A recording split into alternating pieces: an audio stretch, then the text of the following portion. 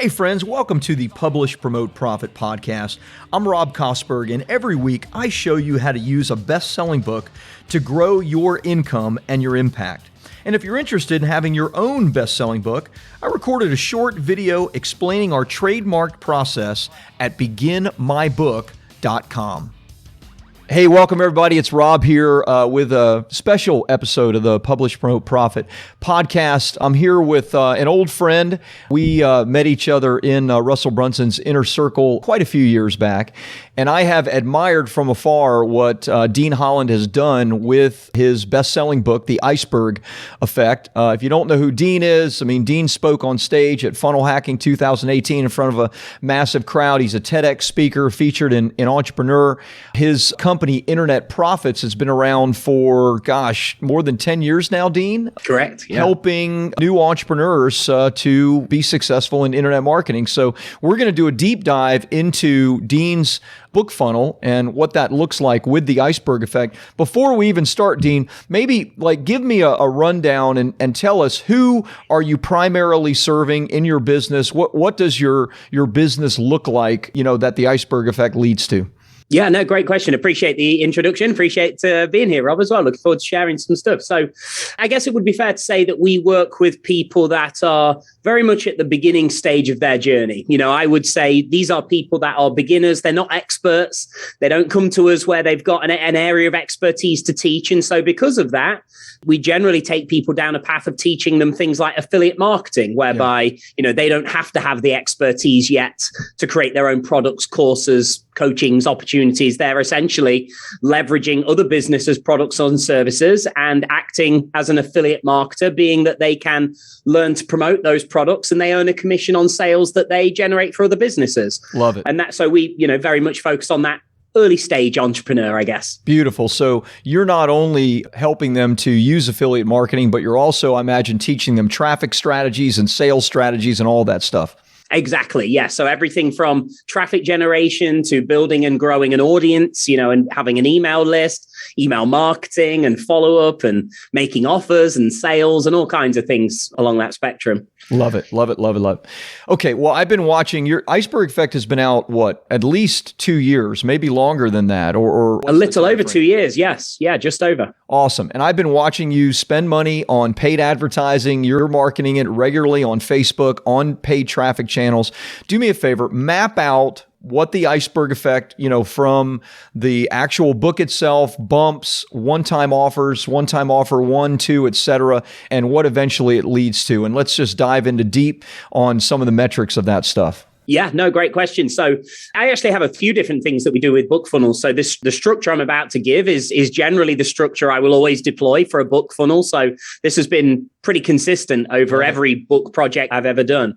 So we will have the book, and generally I will, my approach personally is I want to price that shipping and handling as low as I possibly can. Okay. So we give the book for free, and we just, it's a free plus shipping style offer. Now, generally speaking, the reason I point that out is because generally speaking, a lot of people, especially if they're shipping internationally, they might have two different prices, domestic shipping, international. True. And whilst I totally understand it, and people are generally being quite genuine in covering their costs when they do that, it's my experience, perhaps this is because I live in the UK and pretty much all my customers are international. I generally think that the shipping can get fairly expensive. Yes. The reality of shipping a book internationally across the world, it's not as cheap as I think some people might imagine. And so I've generally tried to make the rest of my funnel work well enough that I can undercharge for my shipping and handling, because that way, to me, I'm going to get more customers flowing through my business there. And because, like we'll talk about shortly, and you've already kind of hinted at, because I've got a back end to my business, it doesn't end with the book. Right. That's just the beginning.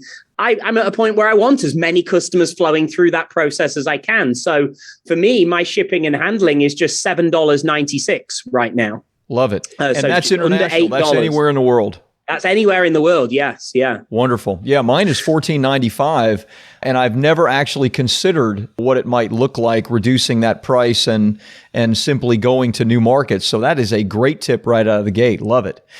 Tell me, are you offering any bonuses on the front end for that $7.96 just pay for shipping thing?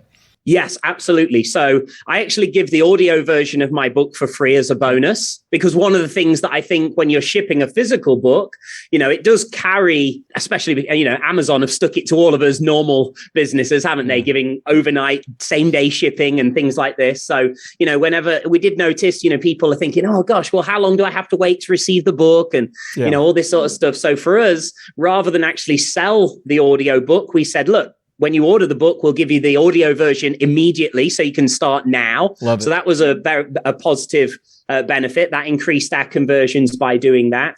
And then, yes, we do have some other bonuses as well, such as, for example, we've got a video masterclass version of the book, which you might think of that as a webinar, which I suppose it is in a way. It's kind of like we're getting a perfect webinar into our actual program and into our book that way. So that's another bonus that we have. And I think there's one other. Oh, yeah, we've just got... we send, because there's like a 7-day or so period while they're waiting to receive the book, I send them a daily surprise for the first 7 days, nice. which is just some additional training, which is just kind of indoctrinating our customers anyway into the lessons of the book.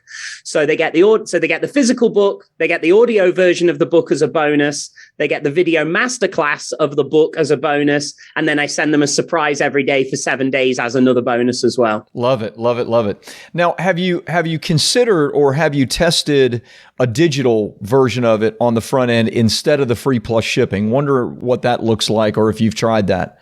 Yeah, I'll be honest. I haven't tried that with this particular book, purely on the basis that I think, when you have a PDF, it's very, very much easier to copy and people to just upload that online. And so I wanted to avoid that little part.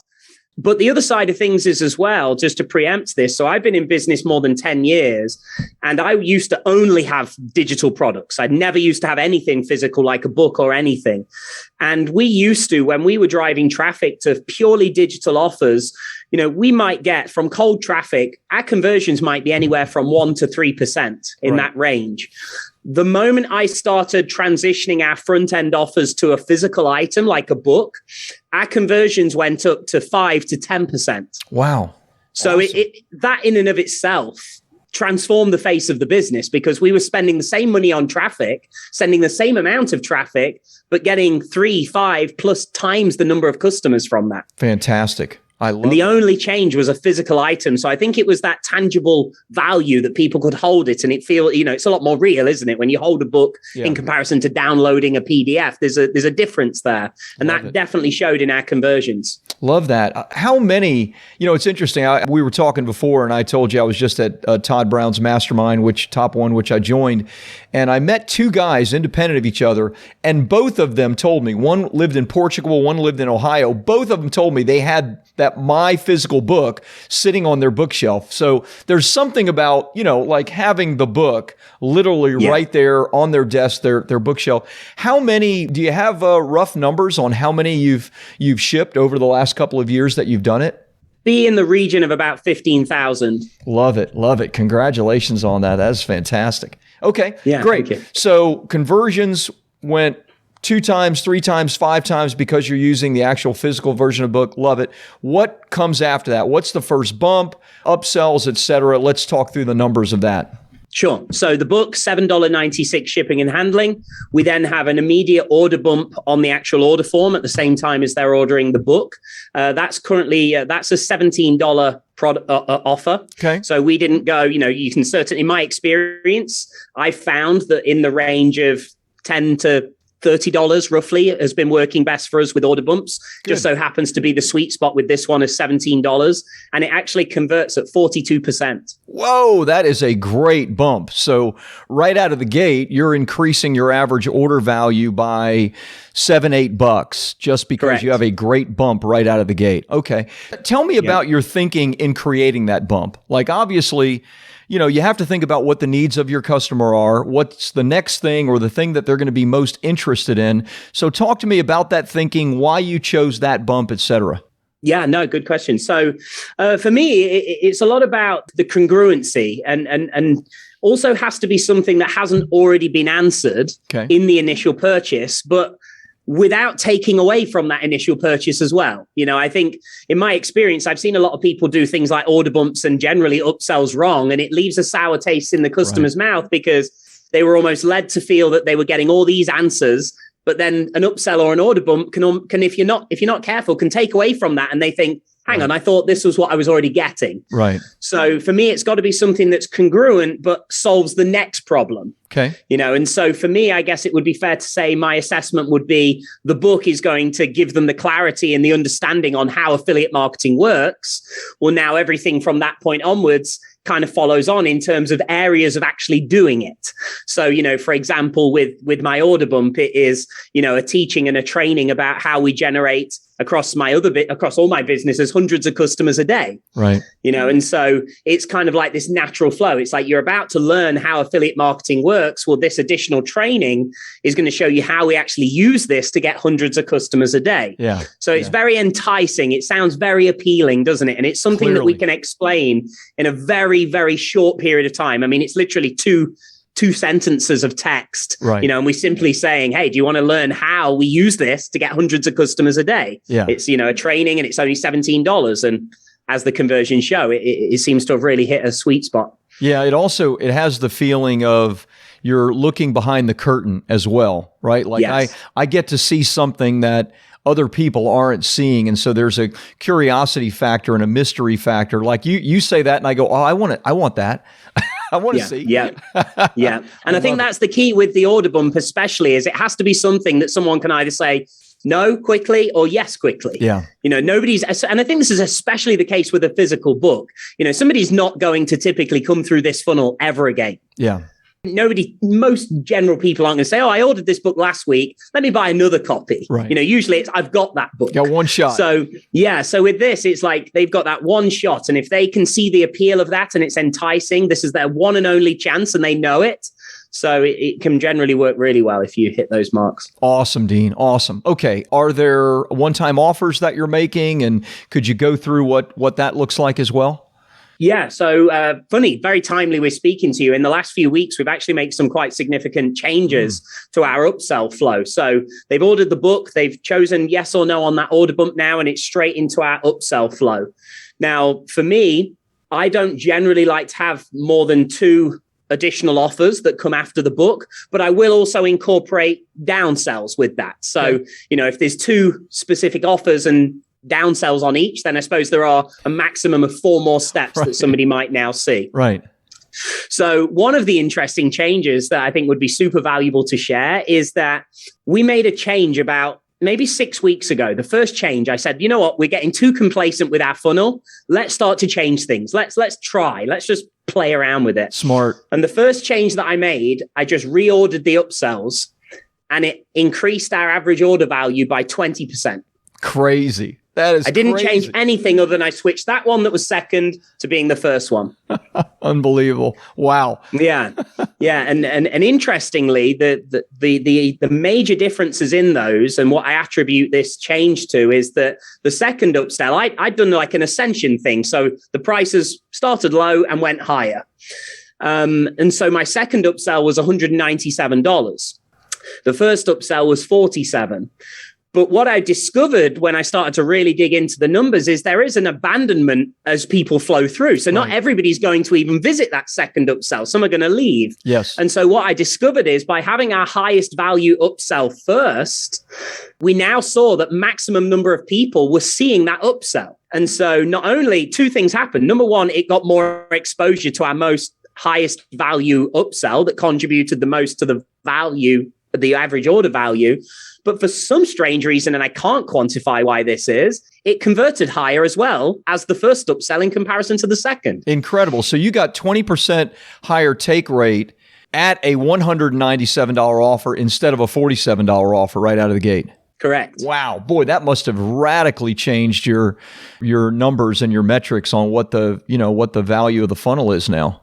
Oh, huge. Well, these changes that I'm talking about, overall, they ended up doubling our average order value. Incredible. It's interesting. I just had a talk with a mutual friend of ours, Joel Irway, and he was saying something very, very similar on his book funnel.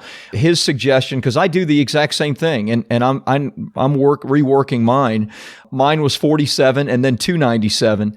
And he said, you're making a mistake for the exact same reasons. He said, you really need to put the higher value offer on the front end. He did that. His average average, I think average order value is in the $85 to $90 range, which is very significant in a book funnel. So, wow, you're the second person. I love to hear that. That is a great, great tip. Yeah, no, fantastic. So a couple of other tricks that we sort of added in here, because of the fact that I don't like to have an endless upsell, downsell process. Yeah. I wanted to almost try and see if I could find a way to add more additional opportunities for somebody to say yes without it feeling like I was adding more upsells and downsells. So a little trick that we just recently did that made a great difference is, instead of when they say no, sending them to a whole different almost downsell option and a whole different sales page, we started putting in these pop-ups. So when people press no, I would actually make a simple yes or no offer as a pop-up. So if they say no to the 197, instead of going to a whole new page, the first thing that happens is we say, hey, would it help if we broke that payment into two, half now, half in 30 days? Yes. And so usually that would have been a pretty fairly common downsell that we would give.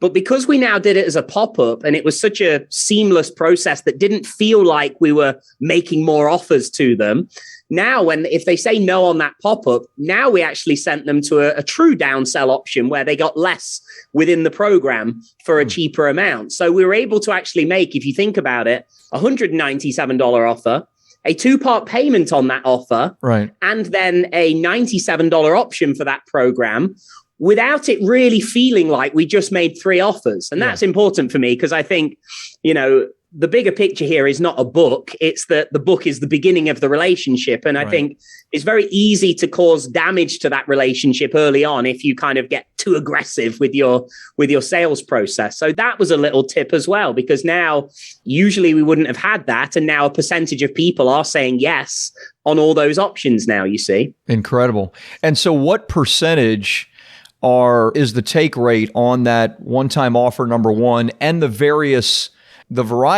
of it? Like what percentage are you getting on that 197 or variety of offers? So we have approximately about a 9% uptake on the 197. Great. Then we have on the two-part payment plan from that, it's not that high on that one, although I think it's about the same. So give or take, it's around 10% of people that have said no originally will now take the two-part payment plan. And then we get approximately about 6% of people will take the downsell on that. That's incredible. I mean, you add all of that up and you're talking about almost 25% of the people are taking from a $97 to $197 upsell, which is increasing your order value $19, $20, maybe $25, depending on what in that region. That is fantastic. And that was just swapping it. And then I love the tip that you gave of just a simple pop-up. They click no, you make another offer. Are you sure? Would this help? Kind of thing. And it's easy for them to just click out of it or to accept it. Exactly. Yeah. Beautiful.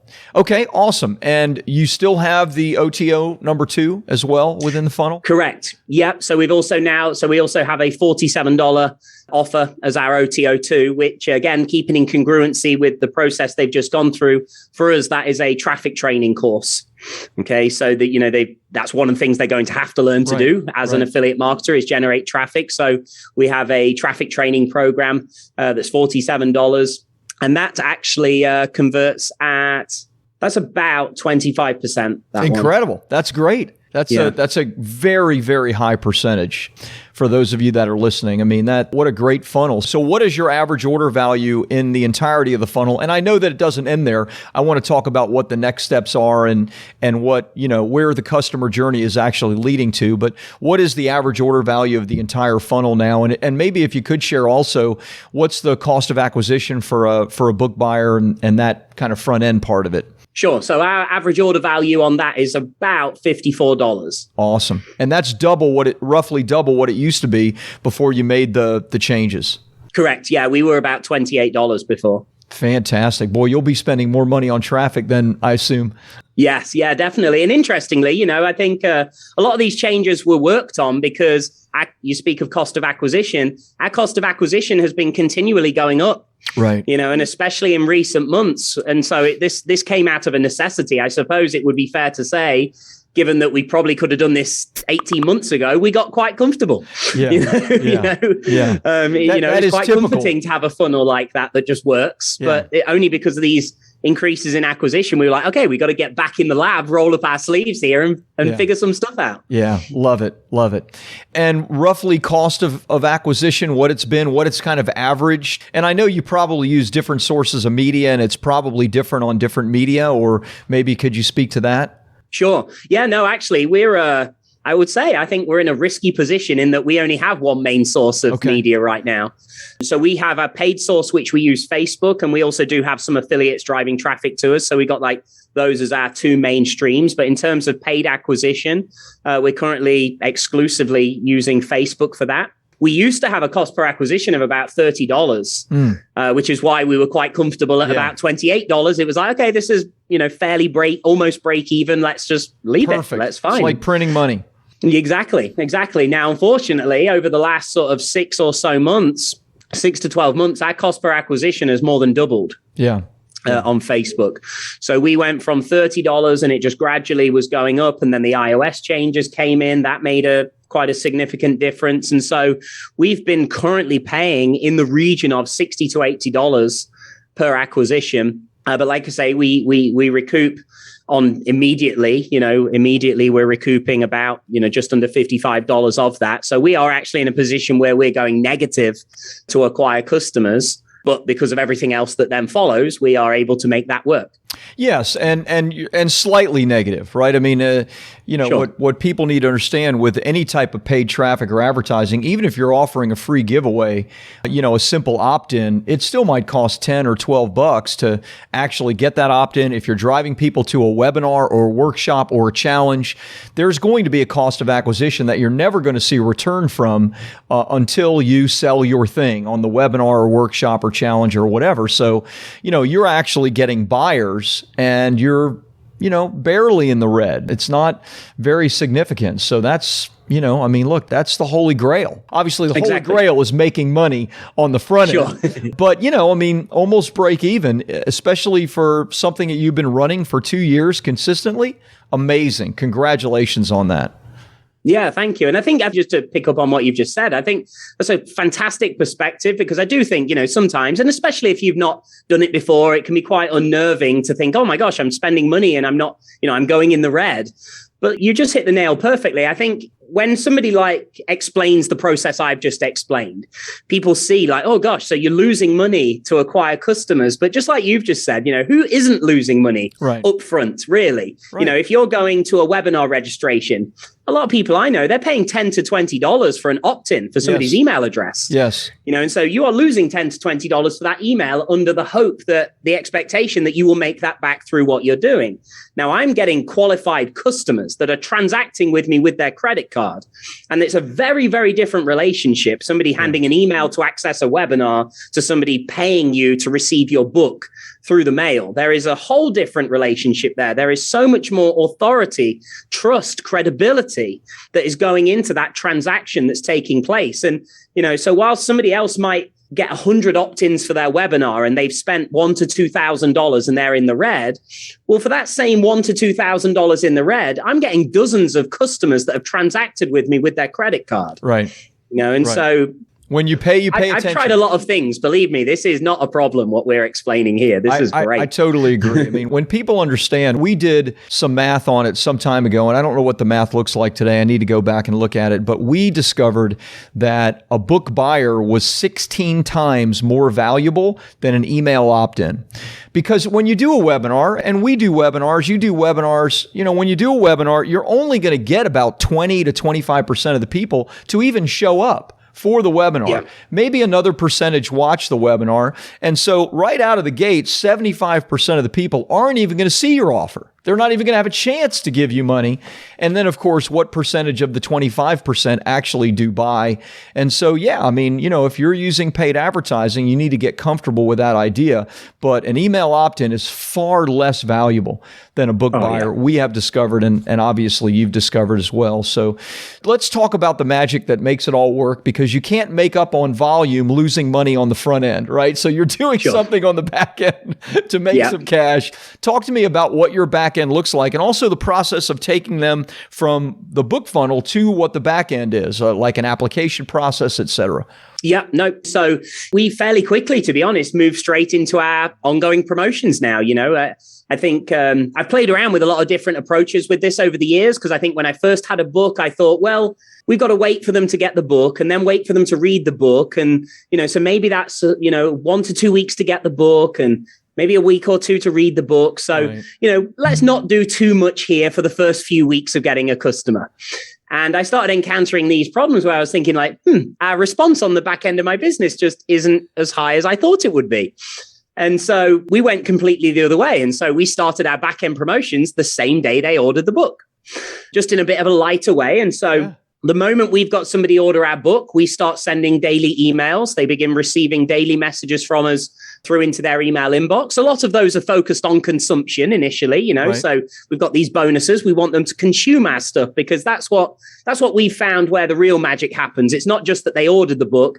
Our best ideal clients further into our sales process is somebody that's read that book. Yeah. They've consumed the book. They've listened to the audio book. They've watched the bonus accompanying tutorials. That person is so indoctrinated into our world now. So early on, we want to get that consumption up. But fairly quickly, we start moving them into an opportunity whereby we have, say, a sales page with a video sales letter on that is introducing them to how we can work together. So for us, we have a program that we have, a coaching program. We've got 2 options for that right now. We just changed some of our pricing. So we have a just under $3,000 package, and we have a $5,000 package initially. And so it's both the same program. The only difference in there is the period of time with access to our coaching calls that we do. So we adjust the pricing based on, is it 6 months? Is it 12 months? So we've got those 2 options. So essentially, we're sending people now to a page that's got a 27-minute video on it, some further details about that page. And the simplified explanation is they watch that. They, if they're interested in the program, they click a button, they fill in an application form. And we've created a system whereby now, based on certain answers to certain questions, they will get redirected as a result of that application to one of 2 places. Smart. One of them is either we've pre-qualified you for a phone call, use the calendar below to choose the date and time for that call, or based on certain answers to certain questions, we say, we don't feel that the program looks like it's the right time for you right now. Usually that's based on affordability, if I'm just completely transparent with you. Usually a financial obligation that they can't meet. And so from there, we would redirect them to another one of our lower priced, more affordable programs for their current situation. Even our application now has been monetized. And that's been a positive difference, because we used to find that about roughly half of all of our applications were not qualified, and we didn't even, want to have a call. And we kind of used to just throw them to one side, right. Whereas now we're starting to monetize those, which has been a positive difference as well. And so quite simply, it goes from, they've ordered the book, they've come through that process. They're now receiving daily follow-up from us. We've got other things that we do. We call them and say, thank you for ordering the book.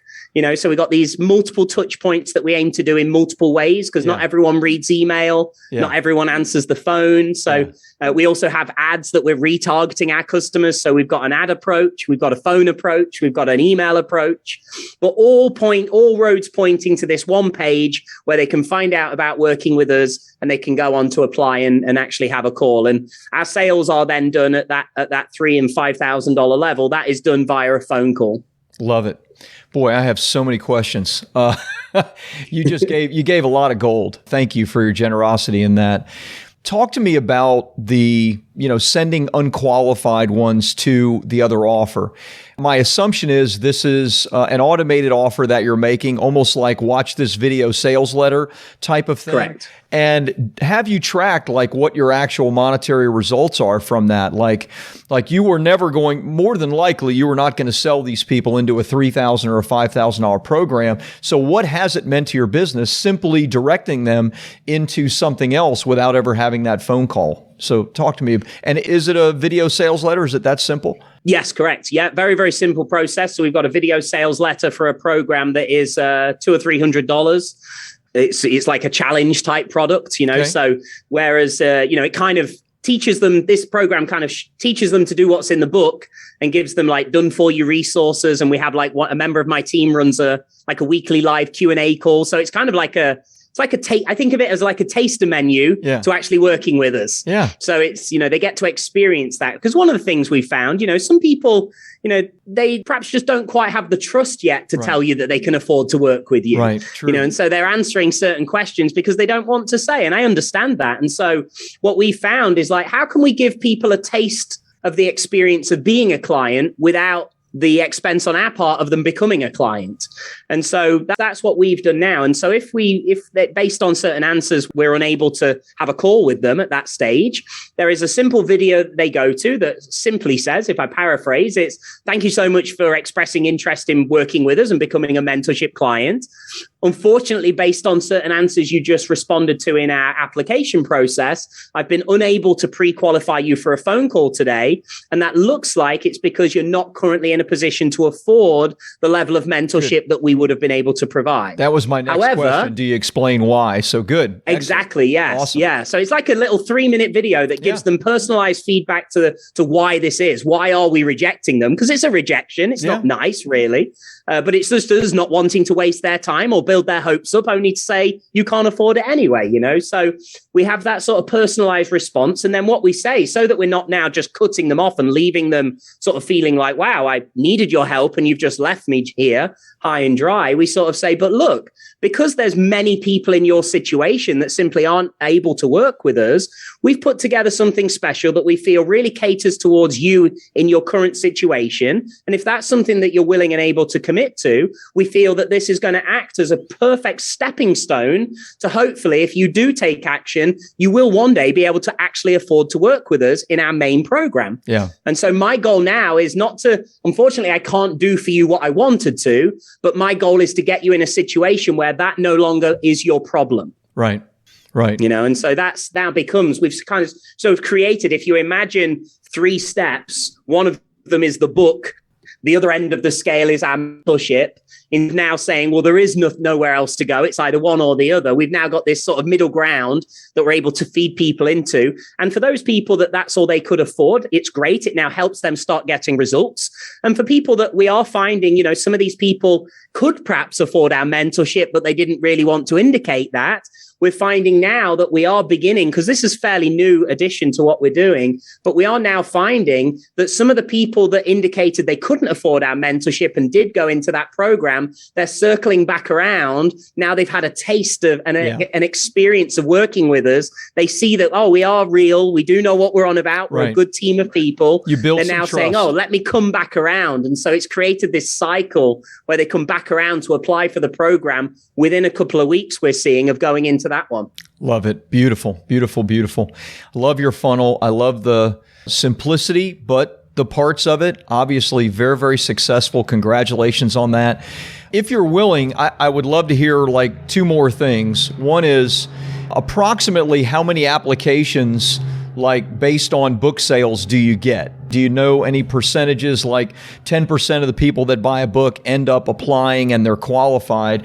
And if you wouldn't mind, and totally up to you, I'd love to know, like, what has the funnel produced in like real revenue for your company over the last 2 years? I know you do lots of other things, but just from the book funnel, what has that looked like? If you're willing to share, either way is fine. Sure. So we are approximately, and bear in mind, I suppose it would be fair to say all the figures I'm giving today have been rounded up slightly. They're going to be all down. They're not exact because I'm not sitting in front of them. Right. But in terms of number of customers that order the book that then go in to complete an application, it's about 13%. Love it. Love it. That's what I found too. It's 10 to 15% that do it, which seems high, but that is what it is across the board, which is fantastic. Love it. Yeah. Great. Yeah. And then from there, like I say, give or take, about 60% it is of those people that apply are qualified and get onto the next stage, which is a phone call. Yeah. So I think when all said and done, as everything works out, it is in the region of about 3% of people that pay me $7 shipping for my book will pay me $5,000. Wow. Beautiful. That's excellent numbers. Good. Well, I can do the math on it, or you can tell me approximately what the funnel's been worth to you over the last couple of years. Well, because not as much as it should have, actually, because as much as I've just given you those prices, our program used to be $2,000. It was only 7 weeks ago we changed all our pricing. So again, we're having to adapt to a lot of things because the landscape and the industry is changing a little bit. You know, certain things, like I say, your take rate on it isn't going to be reduced at all. I mean, people, it's going to be the same or higher. Well, ironically, we are finding that at $5,000, it's selling better than at $2,000. Isn't that just crazy? How ridiculous. Yeah. And to be honest, we'd sat on that for a good while. It was quite a daunting prospect to think, wow, you know, I've sold it at $2,000 for years. I'm comfortable with that. I've got a level of confidence in that. But we just knew we have to make some changes here. And so I was worried that it was going to go the opposite way. I thought, oh gosh, what if we do 2x times the price? And what if it goes backwards now? But it hasn't. It's seemingly going the other way. Congrats. People are more interested. They're putting more value on what we're doing, which has been great. The importance of testing, right? Exactly. And so, you know, your other question was just in terms of what has this specific book funnel been worth to us. This is a multi-7-figure-a-year funnel. Fantastic. Dean, congratulations.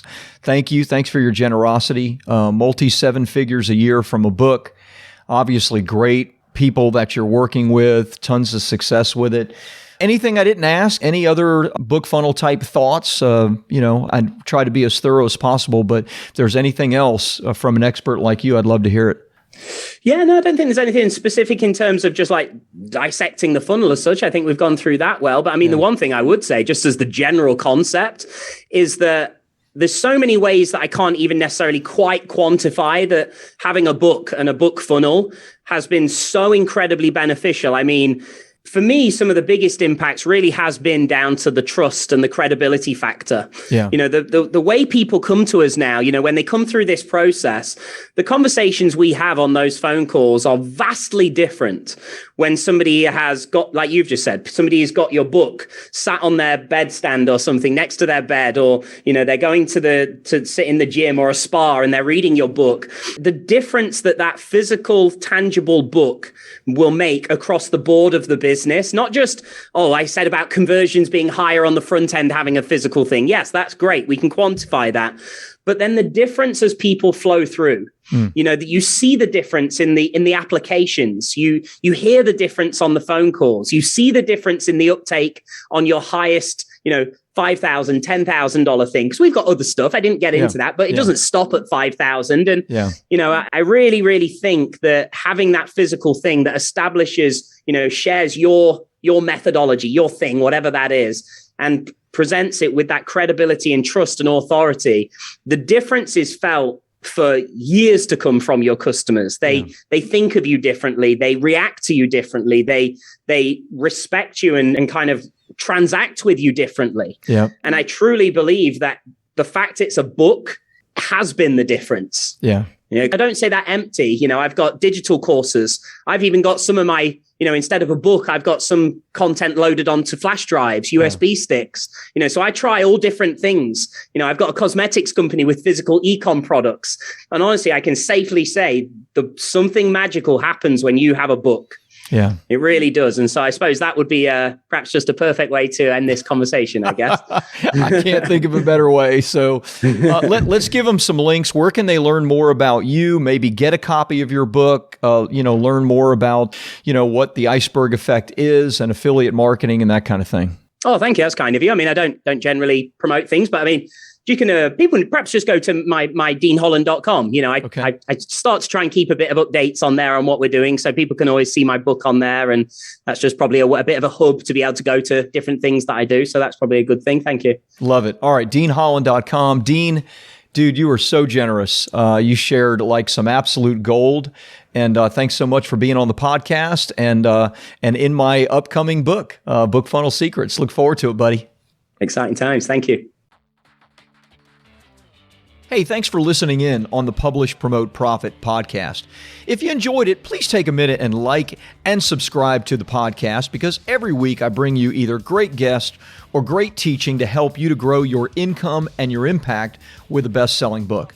And if you're interested in having your own best-selling book, check out my short video which explains our trademark process at beginmybook.com.